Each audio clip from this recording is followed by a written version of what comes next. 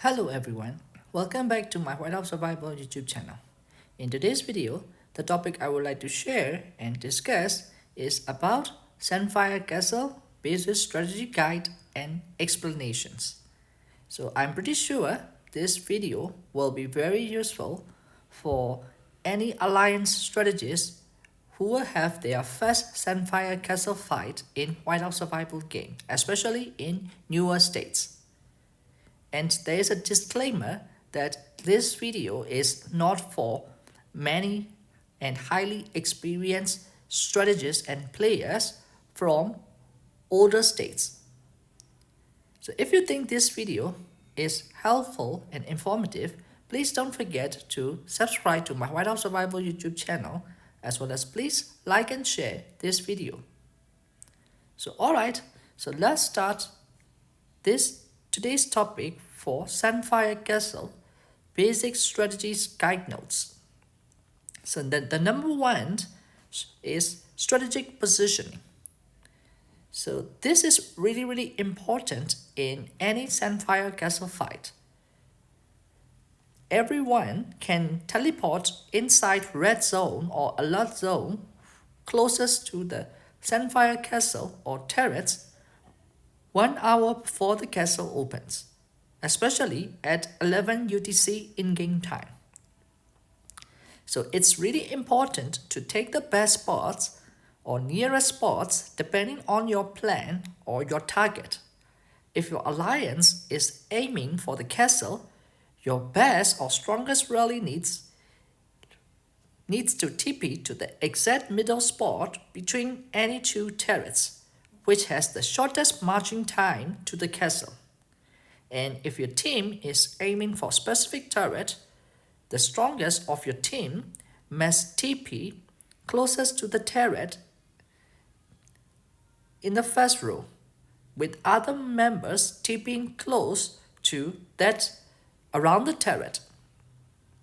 This kind of strategic positioning has a really serious advantages in Sunfire Castle fight.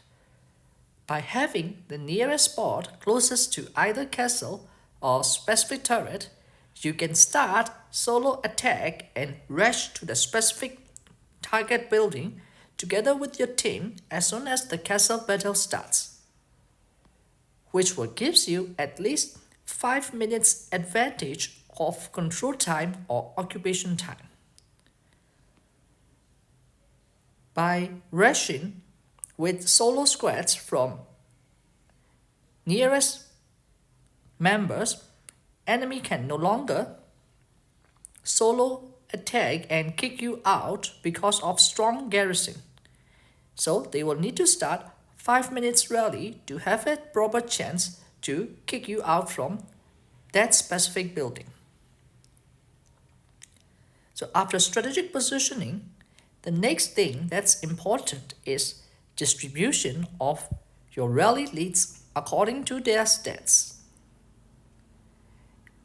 For example, if your alliance or team has a stronger guy or stronger will than enemy state or enemy alliance who are competing for the castle, then that wills need to be the main rally lead or garrison bonus source for your castle, because he is strong enough to kick enemy guys out from the castle with a single rally from him.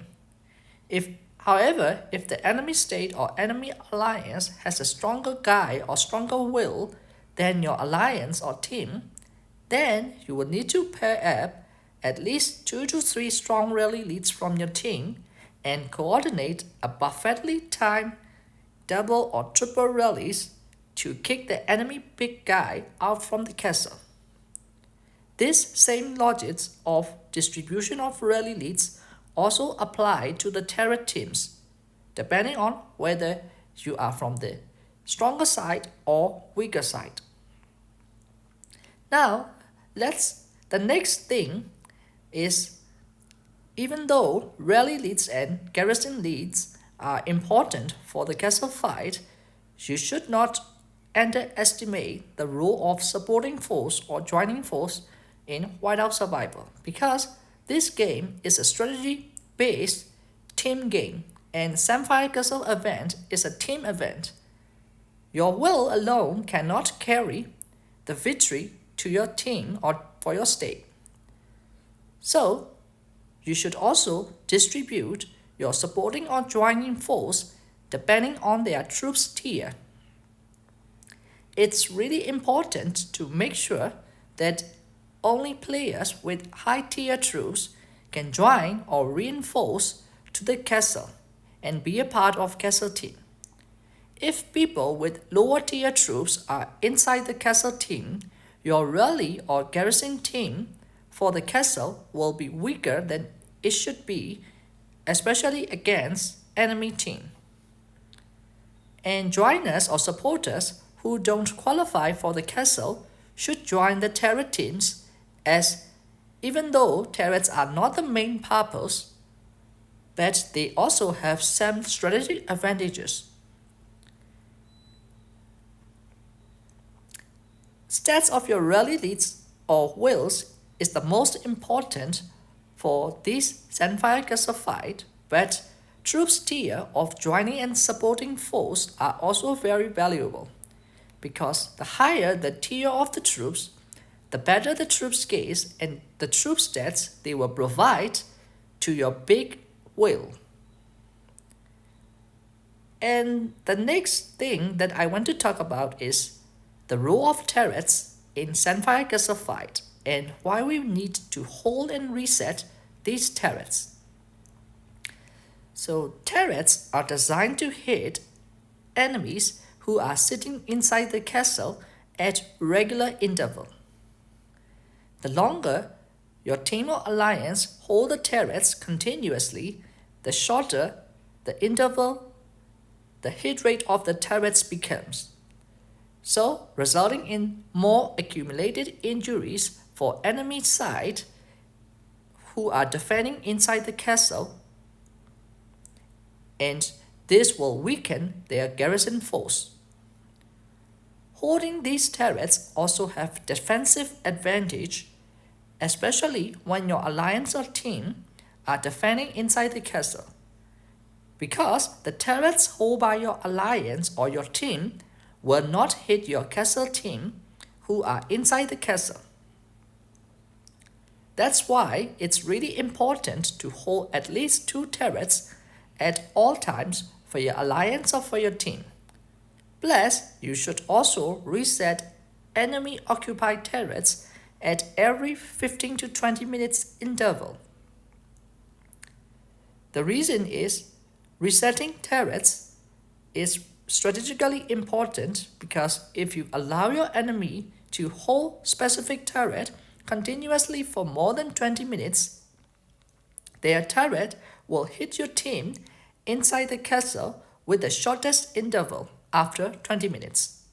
And this will weaken your defense inside the castle and also accumulate your team's troops' injuries inside your infirmaries. So by resetting the turrets and kicking them out temporarily, this will reset the hit rate of the turret to the longest interval, which will significantly reduce your troops' injury in the next 15 minutes. Additionally, against stronger enemies or stronger team, you should coordinate and align your perfectly timed double or triple rallies, especially just after the turrets hit, because these turrets hits not only decrease the number of enemy troops inside the castle, but also mess up their troops ratio, which is the best time frame for your team's rallies to kick them out from the castle. But this strategy should only be used especially if you guys are significantly weaker than the enemy side and having serious difficulties kicking enemy out from the castle, because their big guy is significantly stronger than your strongest guy. And the number 5 is choice of heroes for rally leads or garrison bonuses. So all 3 heroes infantry, lancer, and marksmen of your team's rally lead or garrison lead is important because all the expedition scales of these three heroes will take effect in the battle. Generally, for attacking rallies, your will should use his best three heroes with rally widgets,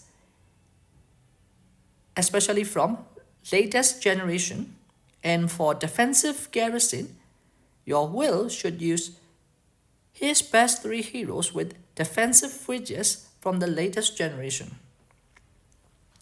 However, there's a few exceptions in some generations where hero with defensive widget is a better choice for both attacking rally and defensive garrison. Such examples are Nora in Generation 5, where Nora has a defensive widget, but she is first choice of Lancer hero for both attacking and defensive situation in Generation 5. And Wayne, which is a marksman in Generation 6, who also has defensive widgets, but he is a choice of marksman for both attacking rally and defensive garrison, even with defensive widgets. Also, for attacking rally, a hero with rally widget, there is a situation where a hero with rally widget is better for attacking and even for defensive garrison. Such examples are Geronimo in Generation 1, where he is used as the main infantry hero either for attacking or defensive situation, and Reina in Generation 4, where she is used as main Lancer hero for both attacking and defensive situation. Both Geronimo and Reina has rally widgets, but they are choice of heroes for defensive situation in specific generation. So that defies the general rule of widgets as a few exceptions.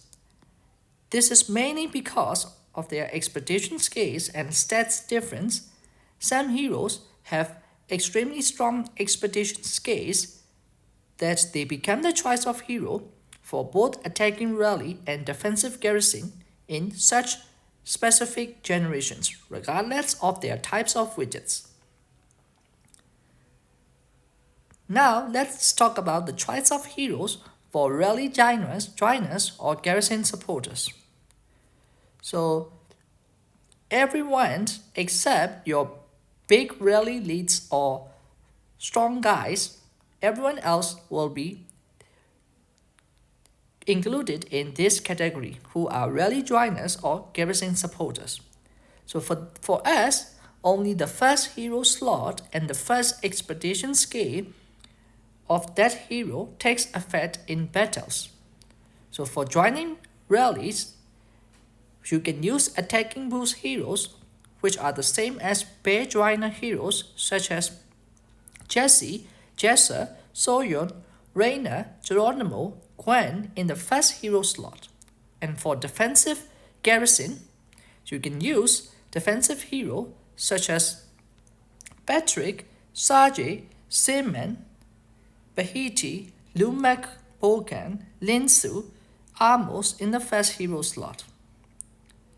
There is also a hybrid joiner heroes like Philly or Nora, whose scale is useful for both attacking and defensive situation. So, either for attacking rallies or defensive garrison, only the first four joiners scales will take effect, so it's better to use a mix of different attacking heroes than using the same 4 Jesse hero for attacking rallies or the same 4 Patrick as the defensive garrison heroes. The reason is different heroes and different hero scales has a better stacking effect than the same scale or the same hero. Even though you can still use the same heroes, either Jesse for attack 4 Jesse for attack or 4 Patricks for defense, I strongly recommend to use a mix of different heroes for better stacking effects. Still, you should experiment and find out yourself which combination of heroes are best suited and give the best outcome for you. Now let's talk about troops formation.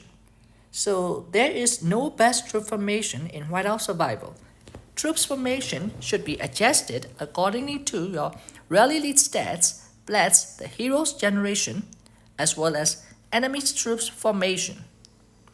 For generation 1 to 4, the most popular and commonly used troops ratio are 50 infantry, 20 lancer, and 30 marksman's ratio for attack, and 60 infantry, 20 lancer, and 20 marksmen for defense. Starting from generation 5, where lancer meta begins because of Nora, the popular and commonly used troops ratio starting from Gen 5 is 40 infantry, 10 lancer, 50 marksmen, or 40 infantry, 20 lancer, 40 marksmen, or 50 infantry, 10 lancer, 40 marksmen for attacking situation, and 60-40-0 or 70-30-0 for defensive situation. Some people also use the same 60-40-0 ratio for attack against the enemy defending side who are using 60-40-0 ratio for defense. Regardless, in general, you will need at least 50-60% of frontliners, infantry plus lancers ratio in any possible troops formation that you wanna experiment and test out, either for attack or defense, because for a proper balanced squad, you need a certain percentage of frontliners to tank or absorb the incoming damage. And let's talk about the next thing that you need to do is saving preset squads and swapping squads accordingly from attacking to defensive situations. So before the battle starts, everyone needs to have at least 3 presets of squads that should be saved according to your roles and purpose. One squad is for attacking, and one squad for defense, and one squad for reinforcements. After your team's attacking rally kick enemy out and enter inside the castle or turret, it's really important for everyone to swap your attacking squad with defensive heroes and formations to strengthen your defense. You don't need to recall your attacking squad inside castle first. You can always first send out your defense squad as the reinforcements to the same building that your attacking squad is inside. And you should only recall your attacking squad just 1 second before your marching defense squad enter the castle. That way, your squads will be instantly swapped from attack to defense without weakening the castle defense for your team or alliance. And the next thing that you should do is sending timely reinforcements, mainly infantry troops after every enemy's rallies attack, to adjust the ratio as well as to refill the injured infantries.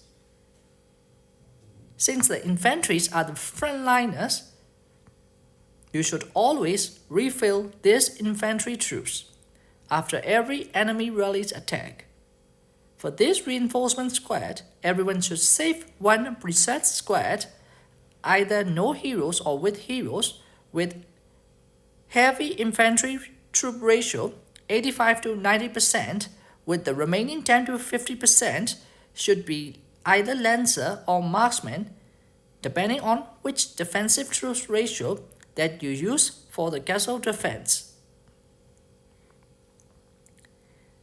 And the next strategy that is very useful and important in Sunfire Castle fight is called recall or remove everyone strategy.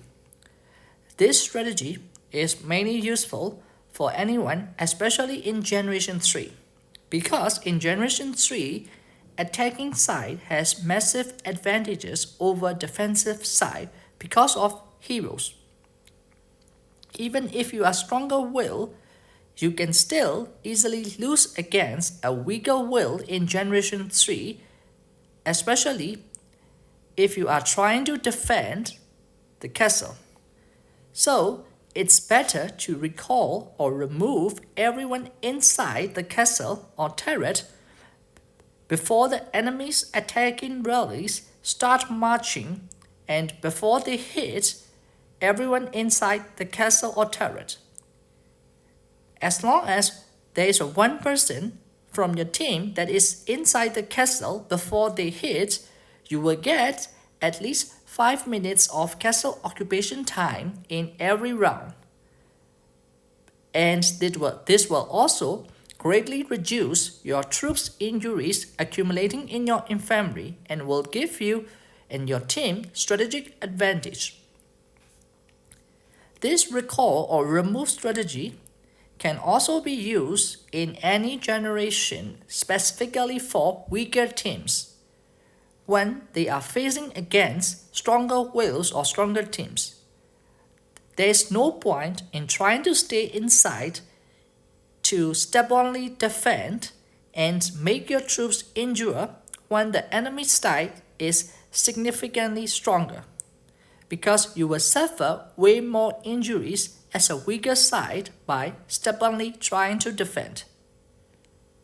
And your purpose is just to get the castle occupation time so you can get the castle control or occupation time only by sitting inside the castle before they start marching and hitting you.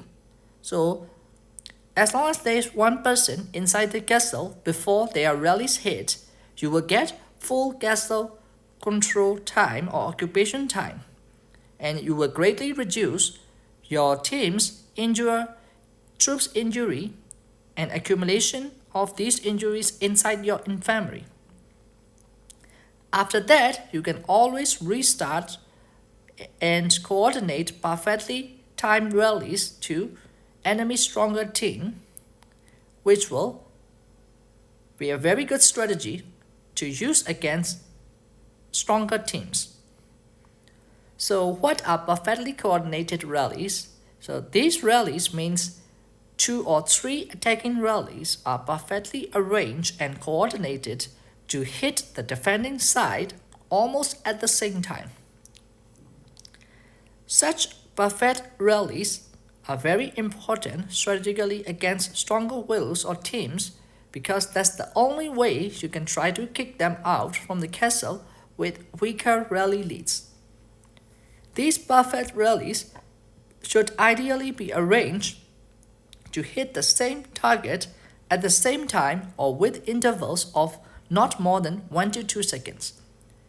That way, it will be very hard for enemy defending side to timely reinforce infantries between your attacking rallies. To coordinate such perfect rallies, you need to know the marching time of your rally leads to specific target building, either castle or turret. For example, if rally lead A has 5 seconds longer marching time to your target building than rally lead B, in order for the 2 rallies to hit together at the same time, rally lead A should start his 5 minutes rally first, and only after 5 seconds, then rally lead B should start his rally. That way, 2 rallies will hit your target building almost exactly at the same time, which will greatly increase your chances of kicking out stronger enemies from turret or castle. So next strategy is counter rallies, which is mainly useful for SBS castle fight. So counter rallies its purpose is to make sure the enemy state has less occupation time inside the castle. So in order to coordinate counter rallies, your states needs to form at least 2 different SVS alliances. Depending on the number of your wills and active participants, you can also form 3 different SVS alliances if you have enough wills as well as enough supporting online players. So, when one of your SVS alliance is sitting inside castle and the enemy starts 5-minute rally, then approximately 5 to 10 seconds after enemy's rally, your second SVS alliance should start 5-minute counter rally to your SVS Team 1 sitting inside the castle. You may think this will be friendly fire. No, it is not friendly fire, because the enemy rally will hit your SVS Team 1 first and kicking them out before your SVS Team 2 starts marching. So, your SVS Team 2 will automatically counter the enemy's rally who is trying to kick your SVS Team 1 out from the castle. So for example, even if enemy team can successfully kick your SVS Team 1 out from the castle, because of this counter rally initiated by SVS Team 2, the enemy team can only stay inside the castle for a few seconds before they are kicked out from SVS Team 2. Kicked out by SVS Team 2. So, the SVS Team 1 and SVS Team 2 from your state will get at least full 5 minutes castle occupation time in every alternate rounds, but the enemy state team can only get a few seconds castle time, which will significantly widen the gap between the occupation time for your state and enemy state. And the next thing that you should know about castle fight is patch healing, which is also very important. The most efficient and effective way of healing troops inside your infirmary is called batch healing.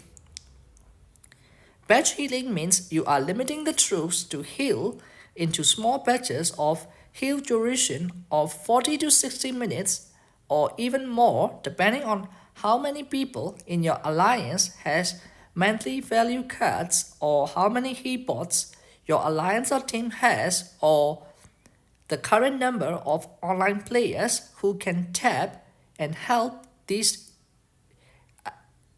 injuries. So batch healing will instantly heal the troops in small batches, and it will greatly improve your alliance or your team's healing rate, and it will prevent any potential troop losses from injuries exceeding the infirmary limits. So alright guys, so this video, as I've mentioned, thank you so much for watching until the end, and this video is mainly for beginners or strategist beginner who will have their first Sunfire Castle fight in their state. I hope this will be very useful and informative for any strategist in Whiteout survival. And thank you so much, and see you in my next video. Bye.